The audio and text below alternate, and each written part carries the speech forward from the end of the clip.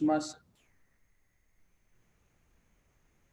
Just wanted to introduce myself. My name is Kazani Kalani Final, Frisco native, uh, currently in the Bay Area. Um, Pronouns he, him, his. I'm also alumni of Young Women's Freedom Center. Um, I'm a natural community organizer. Just glad to be in the space with all you beautiful folks. And before I continue, I would just like to acknowledge and ground for a sec for the moment. If you can, please shout out the org you're with or who you're with and the native land that you stand on in this moment. You can add it in the chat. And yeah, we'll go from there. So for me, I'm on the Lonely land. I just want to acknowledge the folks of this land and the ancestors that came before us.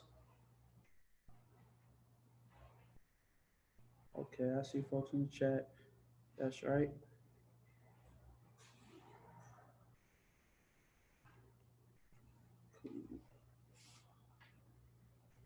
Okay, some housekeeping. Um, Again, I just want to echo. Go ahead and chop it up in the chat. If you need it privately, just go ahead and press the CC button, and let's continue to build throughout this process and this online community gathering. I like to introduce folks who are going to be the key speakers of this event. Julia Arroyo, um, is the managing director here at Young Women's Freedom Center. All right. And Hamdia Cooks Abdullah, administrative director of legal services for prisoners with children, LSPC. Thank you for being in this space. It's an honor. And Jessica Nolan, Young Women's Freedom Center executive director. And I'd like to introduce Hannah Green, Program Associate on the Vera Institute Ending Girls Incarceration team. And last but not least, Dr. Shamnam Javdani, who is the Associate Professor of Applied Psychology and Associate Director of the Prison Education Program at New York University. Also, forgive me, y'all. This is my first time moderating, so I'm just gonna leave with my heart and also be in this space again with all of y'all, and I appreciate y'all. All right, let's jump right into it. Um, all right, we're gonna dive right in, and I'd like to reintroduce Julia, um, who will speak on our process and insights of Young Women's Freedom Center's first COVID emergency housing program throughout through the first summer of the COVID pandemic 2020.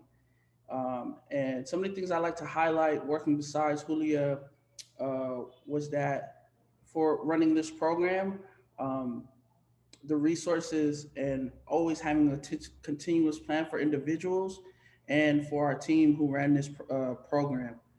That's definitely something that stuck out as someone who was working beside Julia.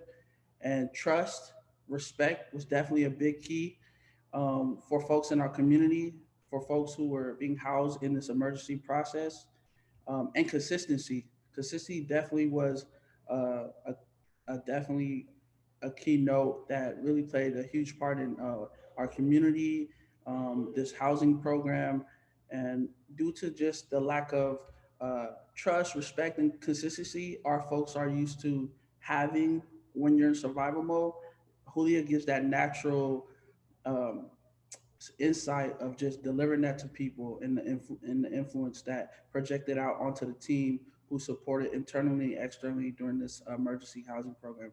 So yeah, I just want to give a little insight in my experience and the expertise that Julia led with her leadership. Um, and so I would like to go ahead and jump in and let Julia take it from here. Cool, right on. Welcome everybody. Thank you so much for taking time out of everybody's busy schedules to come here and talk about different housing solutions. So I'm going to bring us through a little bit of the housing experience, but first I want to go ahead and introduce myself. So my name is Julia Arroyo. I also go by Julia, and Juju's good too. I use she, her pronouns. And again, I'm the newly managing director at the Young Women's Freedom Center. I came through the organization through my experience as a young person inside of navigating juvenile hall, and eventually came to through Young Mothers United, and then was hired on in 2014 as the self-determination coordinator.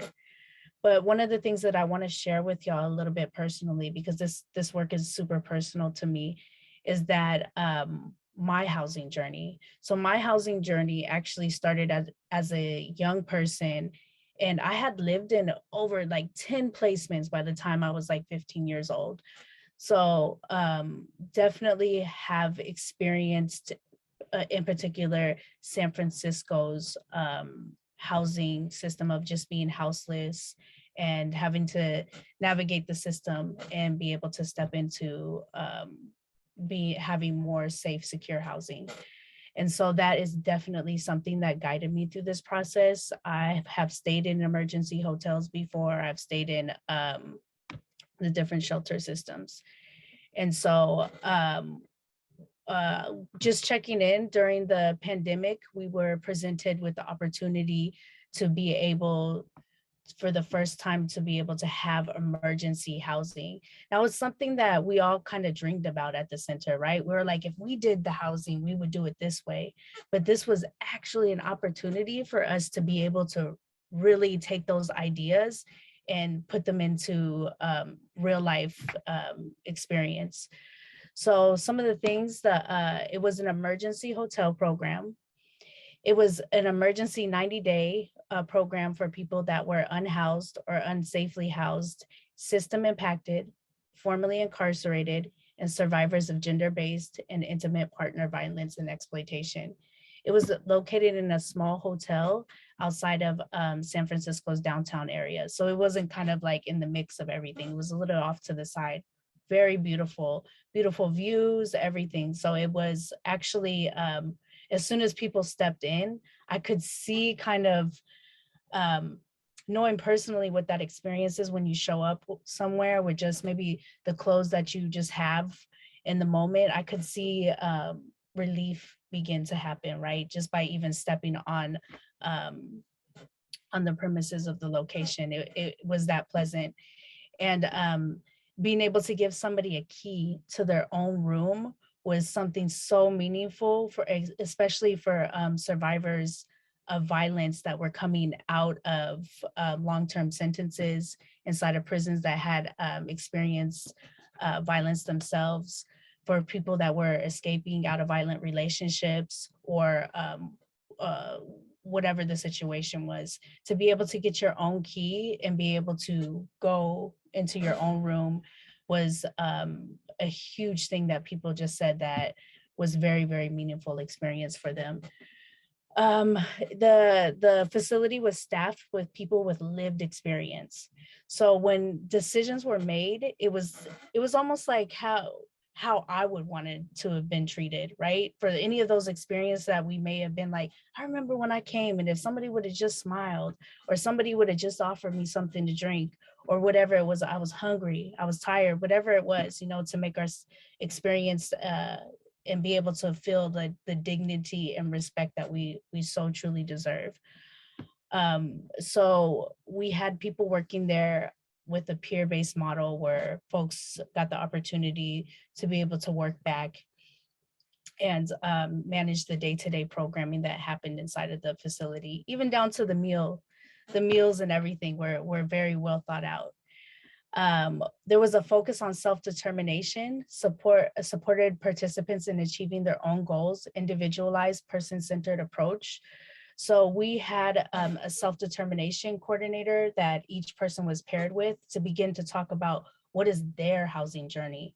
It wasn't a one-size-fits-all solution, right? Everybody had their own individual unique needs, and they were on different steps of their journey. So they absolutely informed that process of it. So there was a deep focus on dignity and treating folks with respect. that was one of the key pieces for folks coming in that were navigating all kinds of different things inside of their life. And definitely hearing folks say, even that some of the things that were covered upon their arrival were being able to address their immediate needs, whether it was clothing, whether it was things that maybe they weren't so open to share with others. We were able to get rapid resources for people to even get eyeglasses. There was folks that came in there that they haven't been able to even read or anything of their paperwork because they didn't have access to eyeglasses, and that was something that we immediately took care of right away. So there was we had public health nurses that were coming in offering testing, offering education. We had a wellness component to the programming that allowed people to be able to work on some of their healing journeys, right, and some self-care plans. uh, there was support with safety. So there's no surveillance or punitive measures, right? There wasn't the like, that's it, you're out. There was like real conversations that happened inside of the housing that allowed folks to be able to figure out living together, right? And how the flow would happen. And we did have a partnership with the Academy of Arts that provided some maintenance. So then we made sure that the outside kind of didn't get into our housing. Providing privacy and personal space for folks. So folks had their own rooms and their own bathrooms. So that was a huge piece of it too. And we had regular food bank that was able to get folks meals so that they had something in their fridge, as well as meals provided throughout the day too. So a little bit about the participants. If you could see the slide right now, the participants in the program ranged from the ages 18 to 65. 11.1% were under 20, 33.3% were in their 20s, and 28.9% in their 30s, and so on. And you can see inside of the slide. 4 participants had been recently released from long-term prison sentences, and to be released after serving 10 plus years into somewhere where it was a pandemic it was something that I feel like almost nobody could really plan for, right? Because the one thing that I could say is that since we were practicing social distancing, even to be able to give somebody a hug and just truly welcome them and greet them how we usually do, those were things that were a challenge, and some of the things that we had to like just be able to navigate through. And I just wanted to share that because that was a huge thing that folks are like, "Can I hug you? I'm here." And we're like, "Hell yeah, you're here." So just celebrating. Our COVID-19 emergency housing program was largely successful. We provided housing solutions for about 45% of folks. 93% secured a place to stay after our program. So everybody went somewhere, right, on their housing journey, because I talked a little bit about everybody's housing journey looked a little bit different. So yeah, so that's a little bit about our program. And I'll pass it back, and if I need to jump in at any point. Thank you, Julia. I appreciate that. A few of the things I want to highlight that you just presented and you spoke on strongly about was ownership and space, and why housing is so inevitable and important for our folks, right? Along with opportunity and dignity and respect. Opportunity, dignity, and respect. I like to echo that throughout this whole gathering. Those were the key things that I just wanted to lift up that you spoke about and you highlighted overall about what you just presented. And again, I want to echo as well to check out everyone that is speaking on this gathering. Check out their bios. It's going to be in the chat. Please do so. Um, yeah, definitely do that. It is really, really important to check out folks' bio and connect offline. Um, all right. I'd like to transition and get right into Hamdia Cooks Abdullah. But before I continue that, I just wanted to quote Hamdia. One of the things that Hamdia quoted, yeah, I did my homework, but it was very intentional. Um, I will hope that people recognize that something historic is happening in this country and that they can be a part of it, whether they've been affected by incarceration themselves or not.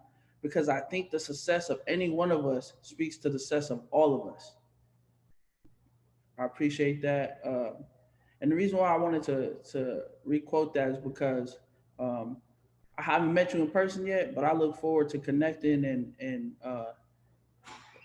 having your guidance as well throughout this work. One of the things that was key to me when I kept reading over this and embedding is that you see people for people, and I ain't even met you yet, but you seeing people for people, and you understanding and knowing that it affects all of us, not just one person. All right. And so I just want to lift up the work that Hamdia does and has, and it's not work for Hamdia; it's a lifestyle. So I want to pass it to you and let you go ahead and dive in. Thank you. I really appreciate the opportunity to be a part of this amazing panel. And the Young Women's Freedom Center is just the bomb. It needs supporting, and it's the young people are our future. So we have to invest in our future. Housing is so critical. After spending decades in prison, we know that housing, coming out with the stress and the trauma of not knowing where you're going to live, affects every aspect, every part of our being. So if we don't have housing, and especially as women are generally the caregivers of other family members, whether it be children, their other family members. Women are usually the caregivers, the main caregivers. And women need housing to be able to move forward in their lives, and they need decent housing. I was so impressed to hear the housing that was the opportunity for housing the houseless when the COVID hit. We did the same thing here at LSPC in Oakland. And it's just, you can see that the relief, the pressure, the burden being lifted when people have a key to their own space. It's just so important. The other thing about housing is when you come out, you don't have an opportunity to even live with family members if your family is in subsidized housing or government subsidized housing. You can't even live with them. So you're just stuck, and you don't, it's a trauma that no one, unless you've experienced it, can feel or can explain even. I know there's a saying that we say, nothing about us without us.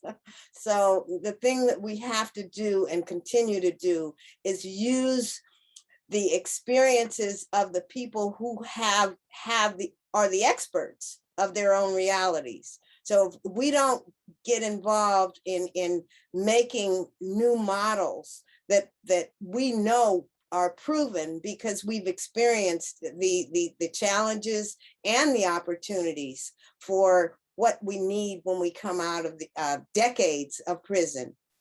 So I want to just thank people for even looking for other models, and even looking to make sure that other models are seen and respected. Because that's a big thing with formerly incarcerated people. So many times, so many of us aren't really seen as folks that have something to say or have a reality, So we have to expect that other people don't realize. They just. So I try to look for the good in most people. So I say, most people don't realize what we've been through or what we continue to go through. So listen to us, hear us, evaluate our successes, look at our challenges and do work together to try to help make a difference, because that's the only thing we can do. What we're doing now at LSPC, we are looking for another model, another model that we can provide housing, because we didn't do housing at LSPC. We're actually renovating a historical Black site to provide housing for folks that have done decades in prison. In the last 2 months, we had a woman that came out after 42 years. We've had a man that came out after 46 years. So it's just, and then where are they going to go? Who do they connect with? And unless they connect with people who understand their journey and understand their experiences, they would not survive. And we don't want to just survive. We want to thrive outside. We don't want to just survive. Surviving is what we did inside. We survived inside just to keep our breath flowing. We want to thrive once we get out, and in order to do that, we need a new model. We need new opportunities, and I really appreciate even the fact that other people are looking at different opportunities. The one thing that I was able to do through the Safe House Network that Susan Burton has established in all over the country is open a safe house for women in Phoenix, Arizona. We have 5 women in that house now. I have a house manager that goes just go and support the women in any of their needs. It's what Julia said around there's different needs. It's not a one size fit all. Every woman has a different need. And we're trying to connect and make sure that those needs are met. We have trauma classes. I mean, there's just so many things. And the house in Phoenix, it's a safe house being supported by the Safe House Network. And we meet every month. And we talk about all the different needs. And these houses are for women only, because women have special needs. And I'm so honored to be a part of that Safe House Network, to be able to provide housing for us right now, it's 5 women, and it's changed their lives. We have so many things that we can offer each other, and if we work together. So I just appreciate the opportunity. There's so much more that can be said. I only have 5 minutes, so I'm going to end it here. I welcome any questions, and keep doing the work, keep supporting the work. I really, like I say, am just honored to be a part of this. Thank you. Thank you, Hamdia. I appreciate everything and just the work you're doing. One thing I like to highlight, investment. Again, echoing investment. Housing is a priority that Hamdia had mentioned over and over. I don't know how more can we echo that and highlight that housing is a human right. It is priority. And so, thank you again, Hamdia. I'd like to transition us into introducing Dr. Shabnam and Hannah to talk about and share about the SEC case study. Thanks, Kazani. I think I'll kick us off and then kick it over to Shabnam. But thank you all for being here, and thanks to the center for having this really important conversation. It's always an honor to get to be in community with you all and to hear you speak, Hamdia. So thank you for sharing your wisdom and your expertise. So we just heard really powerful examples of new types of housing models that are being built and led by directly impacted people, and that look and feel really different from traditional systems-driven designed housing. And what I wanted to do is talk a little bit about some of the additional considerations that come along with translating some of this into the context of working with young people, especially young people who have active justice system involvement, and how we've been grappling with that in our work in Santa Clara County that we're doing in partnership with YWFC. So as Kazani mentioned, I work at the Vera Institute of Justice on a project called the Initiative to End Girls Incarceration. And at a really high level, our work uses a collaborative change process to bring together the perspectives, the expertise of government, community-based organizations, advocates, directly impacted young people, to understand local drivers of incarceration for girls and gender expansive youth, and develop solutions to end the use of confinement. And we've been working really closely with the center in Santa Clara. There's been a lot to celebrate from that partnership. We've seen a nearly 60% decline in admissions on the girls' side of the hall since 2018. But where we've been really focusing our energy over the past several months is on developing recommendations to strengthen access to safe, stable, and supportive housing for young people to prevent juvenile hall from being used fundamentally as a temporary housing option, which is what we're seeing. So one of the first things that we did when we started working in the county was to bring in our partners at NYU, bring in Shabnam, to lead a case file review of court files and really start teasing out what were some of the underlying drivers of incarceration. And the review confirmed systematically what we already knew was true from talking to young folks, from talking to the adults that support them, from talking with our government champions, which is experiences of housing instability were directly tied to confinement decisions. And Shabnam will talk a bit more about the data, but I just want to point to this top line finding that you can see on this slide, which is that 80% of the young people admitted to the girls' side of juvenile hall had experienced some form of housing instability before their arrest. And in the majority of those cases, detention decisions weren't actually driven at all by concerns for public safety. They were driven by concerns for the young person's safety, often because the system couldn't identify a safe place for that young person to stay. And we know that that's true in counties across California and across the country.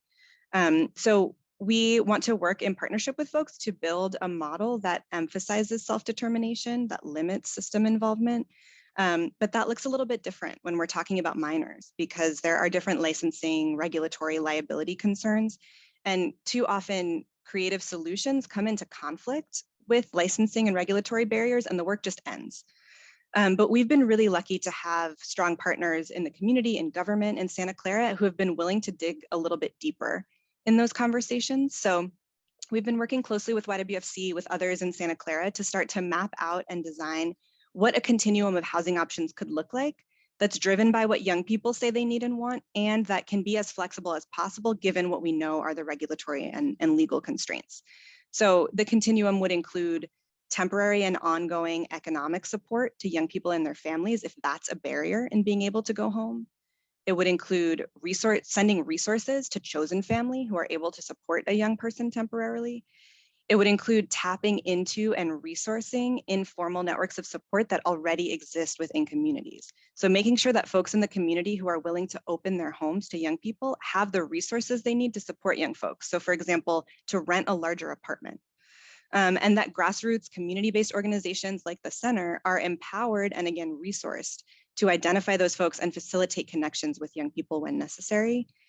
And it would include a home that has up to 4 beds that's staffed and run by directly impacted people that can provide temporary housing if and when young people need a break from home and aren't interested in other options. And I think it's really important that instead of systems being the first line of communication with young people and their families, we want to see community-based organizations that are staffed by folks with lived experience playing that role. So systems will often need to come in at some point to confirm a background check or confirm a location for liability reasons. But the goal is really to limit their involvement as much as possible. So I'm happy to answer questions about this in the Q&A, but I think the last thing that I'll say is I talked a lot about the importance of resources going directly to families, and I just want to emphasize that again. Housing is one piece of this, but we know that young people and their families need meaningful and ongoing economic supports, and we really need to continue to build mechanisms that can allow resources to flow directly to young people, their families, and communities. So we're excited about where the work in Santa Clara is going. The Board of Supervisors will be considering some of these recommendations in December.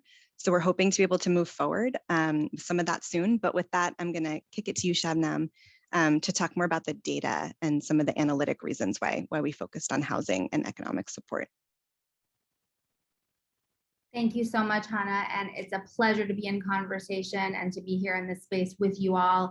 NYU, at NYU, we consider ourselves absolutely honored to be YWFC's research partners on their incredible endeavors. My close colleague and I, Dr. Erin Godfrey, learned so much working with the Santa Clara case files. And I'm going to tell you a little bit about some of the things that we found working with Vera and looking really deeply into the case files of young people in Santa Clara County. What I will say is that we did not explicitly go into these case files to look at housing as a particular context, although we knew that it was one context that could be important. But it was so glaring in all of the case files that it became an experience in young people's lives that we could not ignore. And it specifically became clear to us that it was both a direct and an indirect pipeline to the incarceration, the confinement of young people. And so what among some of the things that we found is that housing instability is a direct pipeline to detention, as Hannah was alluding to. 10% of the case files that we reviewed directly cited an inability to return home as the reason why that young person was being confined, despite the fact that that is legally problematic as an action. We found this in 10% of the case files. And we also found that 72% of girls detained for this reason, stayed for less than a week, demonstrating the kind of revolving door cycle that housing can create that is really disruptive for the lives of young people. Putting aside that 10% where there was direct evidence for young folks being confined due to housing instability, we also found that housing instability represented the single most critical context that was linked to the confinement and incarceration of young people. Here we found 65 instances of homelessness or housing instability that were reported by 80% of the case files that we reviewed. So even though there was not a direct mention of inability to return home as the reason why confinement was occurring, there were clear links to housing instability as related to confinement, including for financial reasons, a young person living in 2 or more locations, child welfare related instability, family conflict, child sexual abuse and exploitation, overcrowded living spaces. These were all clearly indicated and consistently in 80% of the case files that really put housing on the map as a main direct and indirect driver of confinement. And this is of course related to the broader economic context that gives rise to confinement, where we saw evidence for economically driven charges. Income inequality in Santa Clara County, as we know, is growing, and there are significant structural barriers to working class families of color meeting economic needs. We know from recent data that 30% of households in Silicon Valley alone rely on some form of assistance, public and private, to meet their basic needs, and that white Silicon Valley residents earn 3 times more than, for instance, Latinx residents do in the same geographic area, and that about 1/4 of Silicon Valley residents live in multi-generational homes for economic reasons. We certainly saw reflections of these patterns in our qualitative, our deep dive analysis of the case files, where young people in witness statements, in reports of sort of psychological assessments and school reports routinely described economic needs as driving their legal charges. And we saw folks indicating in court filings, making statements about comparing themselves to upper middle class people and how they face difficulties meeting their own economic needs, and that these were salient, these were important, and that these are part of the lived experiences of young people in trying to understand and figure out pathways and determine the goals that they have. They are, it is clear that they are facing incredible, complex, and intergenerational economic challenges. And I think that the final thing that I'd like to say that, sort of moves beyond these data a little bit, is that, growth in technology and industry and business and so on is often assumed that is something that results in some folks gaining and some folks losing.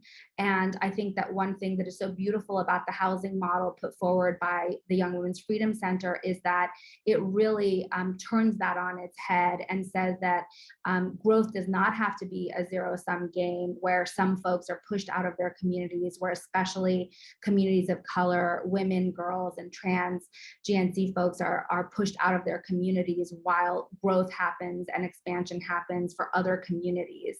And that instead there are ways forward to ensure housing with dignity happens simultaneously alongside the growth that has been happening in Santa Clara County, and ultimately, I think, as a way to serve as a blueprint for California state, but also for the nation, who's facing very similar kinds of challenges without solutions as integrative, as innovative, and deeply rooted in the community vision and values as the Young Women's Freedom Center housing model is. Thank you, Dr. Shabnam. And Hannah, one thing I just want to lift up is resources. Again, they're echoing more resources, economic resources for families and individuals.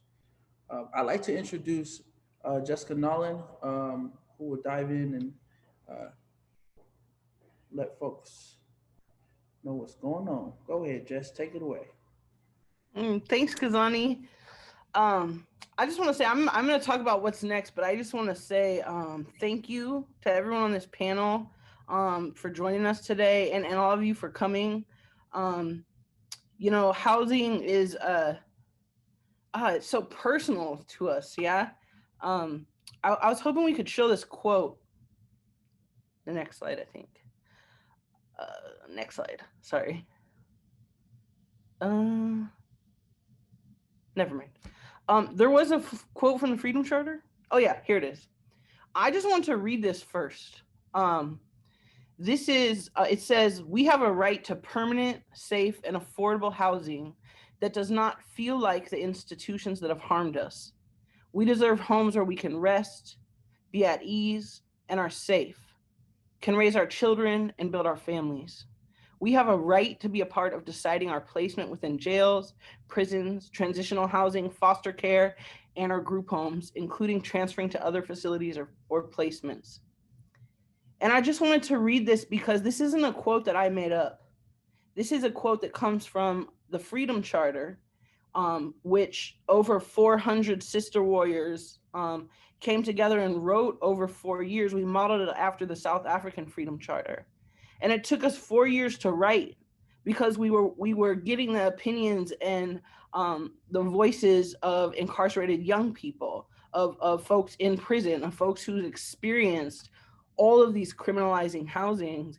And we'll put a link to our Freedom Charter in the chat, but we're very clear on what we mean when we're talking about housing.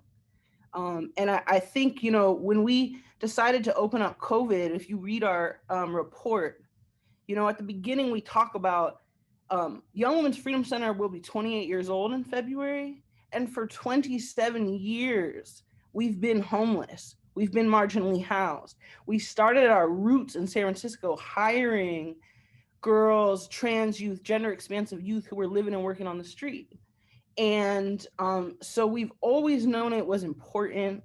We've always known that sometimes the streets are safer than group homes, right? I ran from 7 group homes growing up, are safer than DV shelters, right? Are safer than the housing options.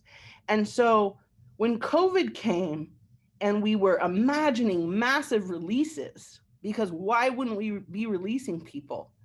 And we were hearing about the increase of violence. And we were also hearing the argument that, well, where will these people go, right? Which is the argument that I think Hannah and Shabnam lifted up, is that we're keeping them incarcerated for their own good.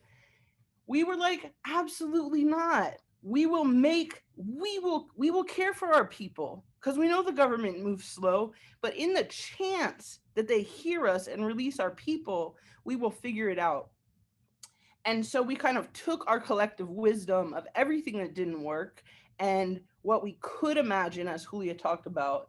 And I called a funder and said, this is what we need to do. And she gave us the money and said, do it. And we thought that if we build this housing and we make sure everybody has cash and clothes and a cell phone and a computer and love and dignity, then we'll figure out how to bring the government in to say, hey, Governor Newsom, hey, city, hey, county, like we have a model.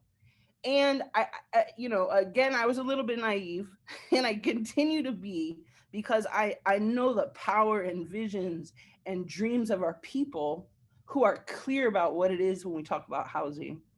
So I just wanted to lift that up. And, we also didn't know the COVID would last more than 6 months, but we learned so much in the process. I was also naive thinking that, sure, yeah, we could run housing and run the center at the same time, right? Like, it's good. We'll just work, 24 hours a day. So we know we need different infrastructure. But moving forward, we also know we are launching Freedom is Housing. And we are focusing on who we've always focused on: young people who have been criminalized for existing, have been criminalized for surviving, who are incarcerated for trying to survive. And we're going to focus on 2 areas. The first is really young people who are caught up in the juvenile and foster care systems, who are, again, as we just saw from Shabnam and Dr. Shabnam and Hannah, just in one county in Santa Clara. We know that this is true in all the counties that we work in, right? I think Hannah said, like, the data showed us what we already knew, what we've been saying. And so despite all of the licensing, we need to think about young people's placement, not as placement, but as about housing with dignity. And we need to listen to them and their families and center them. And so that's our plan. And what this looks like is not relying on congregate care, not relying on group homes, but making sure that families who have been, Black and brown families who have been most impacted and criminalized by the war on drugs and mass incarceration, are actually given the resources they need to care for their own children in their own communities.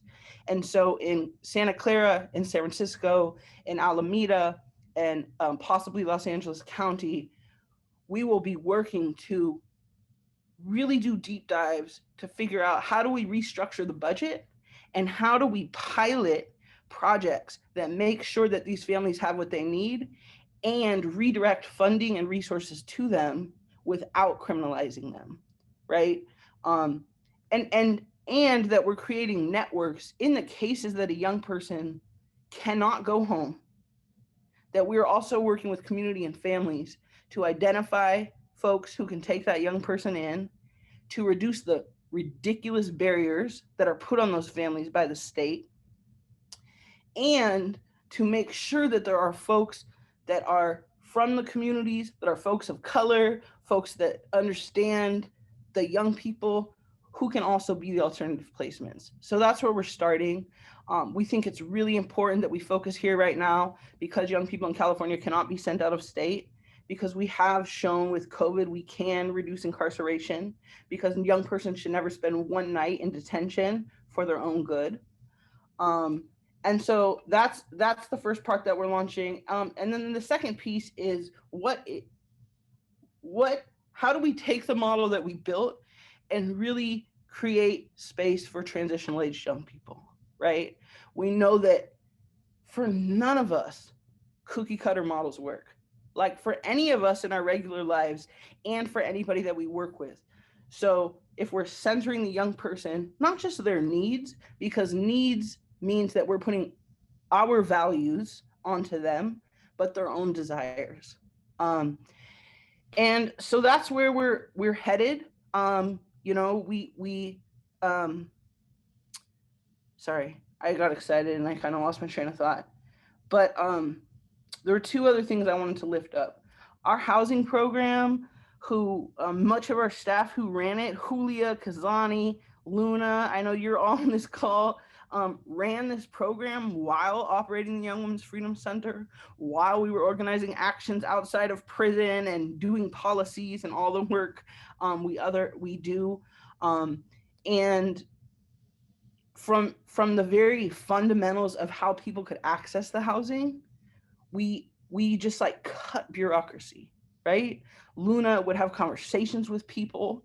We'd figure out how to pick people up. We'd figure out how to just get people there.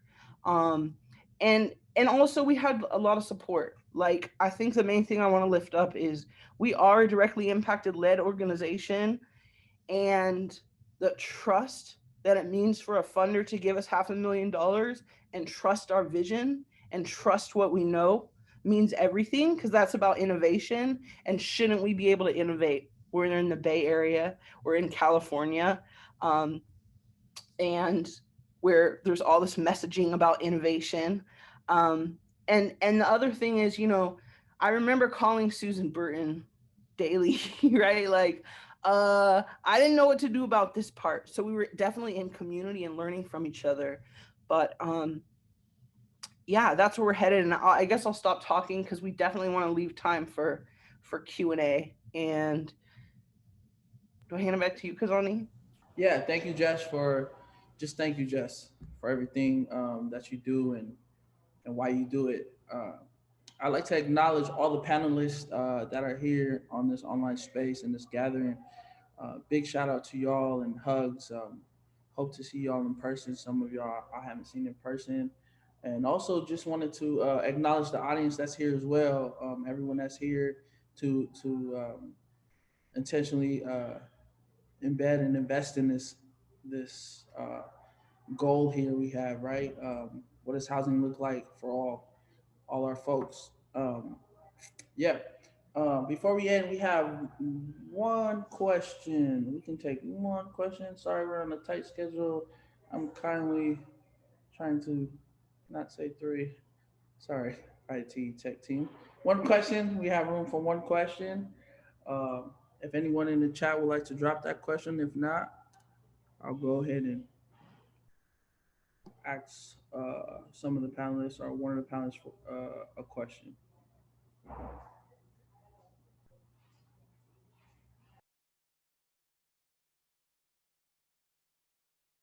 Got a question. All right, Isabel. For organizations that are looking into building affordable housing for marginalized populations, how would you recommend that they do so?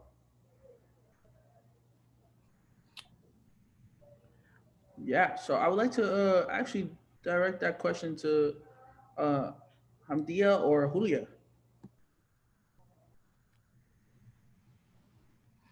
Please, Julia, you've done this research. You're so much younger and so much more on the ground with this. Please. Can we rephrase the question, please? Can we say it one more time? Repeat the question. Yeah. For organizations that are looking into building affordable housing for marginalized populations, how would you recommend they do so? For marginalized populations. So you're asking me, I just want to make sure that I'm understanding it clearly. So you're asking me how to reach that community, or where the housing should be? Should we tag team, Julie? Yes, please. Yeah, I can also speak to it a little. Make sure that the people involved are the folks that need and have the experience of the challenge. Make sure that they're involved. Yeah, I agree. I think that's number one. I think like part of what we did when we were developing our housing model, and what we always talked about as we dreamed about housing, right, is that, like, you know, there's a in the juvenile system, for example, it's known fact that girls run more from group homes, right? And so, but we don't ever stop to question why. It's not just trauma, right? Which I feel like is the go-to. There are it is cutting people off from relationships. It is criminalizing. You can't have your phone, you can't call your family, you can't call your loved ones. You're separated from your community. And I think that so if we're trying to figure out housing solutions and not centering their, again, desires, not just the needs that we think that they have, that's really important. There's also sometimes a freedom that comes from being able to survive on your own on the streets. When we had people leave our housing project, there was other housing options in San Francisco, run by probation, run by the system. People would rather be on their own in their car on the streets than go to those housing options. So that has to tell us we need to reflect on what we're doing. Because if people don't want to come to the housing solutions we're building, then we're not we are not ending houselessness or homelessness or actually coming up with real solutions. So I think that is the literal main component.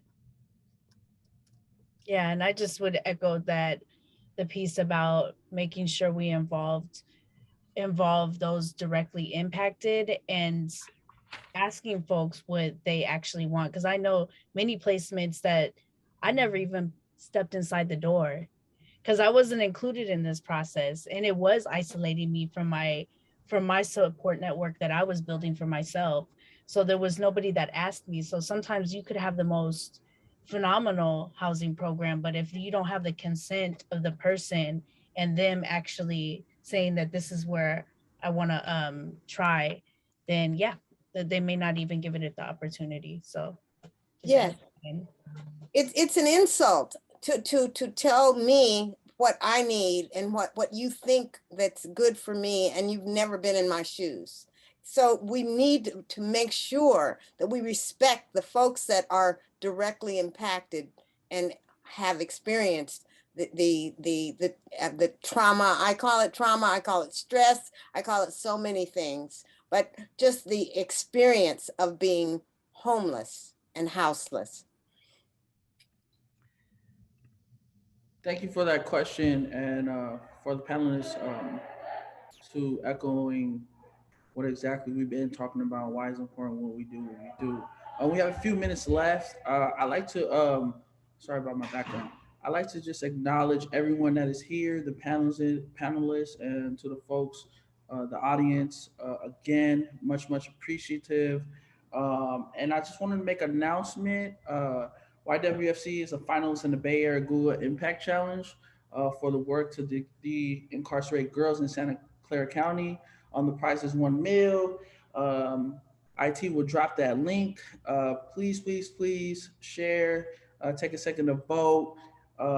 This is a perfect example of what investment is, and why we do intentionally.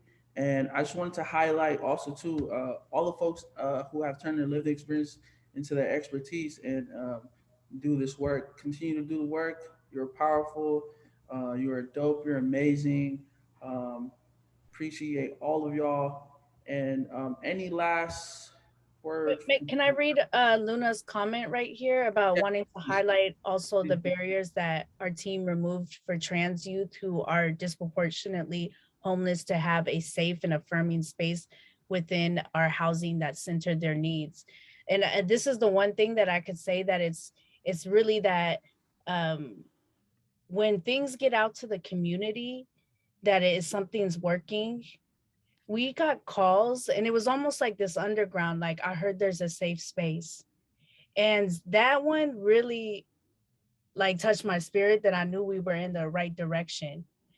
Because if folks are calling from places that, giving that phone call that I heard up north, that there's a safe space for trans folks to actually survive, thrive, and be invested in, like that's a very, very meaningful thing. So thank you, Luna, for highlighting that.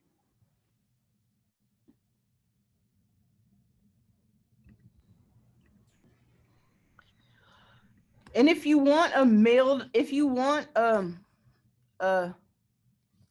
we have print real versions of the report. What I'm trying to say, if you want a snail mail version, please send us your mailing address. You could also download it on our website. Thank you.